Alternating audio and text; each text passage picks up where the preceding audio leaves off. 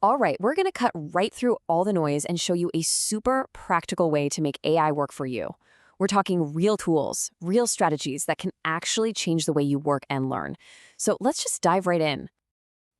This really is the key takeaway. AI isn't some far-off sci-fi concept anymore. It's here, and it's a practical tool. Think of this as your official invitation to stop watching the AI revolution from the sidelines and actually start playing the game. So, where do we even begin? Well, first, we gotta realize that you're already using AI every single day, probably without even giving it a second thought. I mean, think about it. AI is what unlocks your phone with your face. It's finishing your sentences when you're typing an email. It's the silent bouncer that keeps spam out of your inbox. It's curating your Netflix queue and finding you the fastest way home on Google Maps. See? It's not one giant scary thing. It's a whole bunch of small, smart systems that are just making your life a little bit easier. Okay, so if AI is doing all these different things, what is it, really? Let's just quickly break down the buzzwords so we're all on the same page. The easiest way to wrap your head around this is to picture it like this. Artificial intelligence is just the giant umbrella term for making machines smart.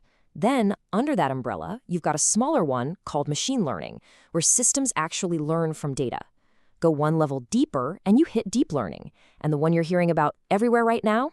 That's generative AI. The kind that can create brand new things like text or images from scratch. So now that we've got a handle on what AI is, let's get to the question that really matters. What can it do for you? This is where we stop talking theory and start getting practical. And here's maybe the biggest mindset shift you need to make. Don't start by asking, hey, what can this cool AI tool do? No. Start by asking, what is my biggest headache? What's my biggest bottleneck? See, your mission isn't just to use AI, it's to solve a real problem you actually have. And how do you find that problem? It's simple. You do a quick 3-step audit. First, just list out all your regular tasks. Second, get a rough idea of how much time you spend on them. And finally, this is the most important part. Pinpoint the pain points. What's repetitive? What's slow? What just drains all your energy? That's your target. Because once you've identified that pain point, that specific need, the whole world of AI suddenly just clicks into focus. It stops being this confusing, overwhelming landscape of tools. Instead, it becomes a map of potential solutions, where you can literally draw a line from your problem to the exact AI capability that can fix it. Okay, so you have your mission. Now, how do you find the right tool for the job? One of the first decisions you'll run into is free versus paid. Look, free tools are fantastic for just playing around and experimenting, but you have to be aware of the trade-offs, right?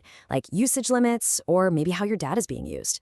Paid services, on the other hand, usually give you way more power, better security, and actual support, which makes them a much better bet for serious day-to-day work. And to make the right choice, you need a system. Use a checklist just like this one. Don't just get dazzled by the cool features. You've got to consider the cost, the security, and, really importantly, how easily it's going to fit into the way you already work. This kind of structured approach helps you pick the right tool, not just the one with the most hype. Okay, you've got your mission, you've picked your tool. Now for the most critical part, actually plugging it into your workflow. And for that, you absolutely need a plan. And this is that plan. Now, I know it might look like a lot at first glance, but I promise it's really just a simple, repeatable cycle that takes you all the way from, hey, I have an idea, to full integration. Let's break it down into 3 easy phases. Phase 1 is all about strategy. It's the prep work. Before you download anything, you plan. You start with a quick SWOT analysis. You get really specific with a needs assessment. And, this is huge, you define what winning actually looks like.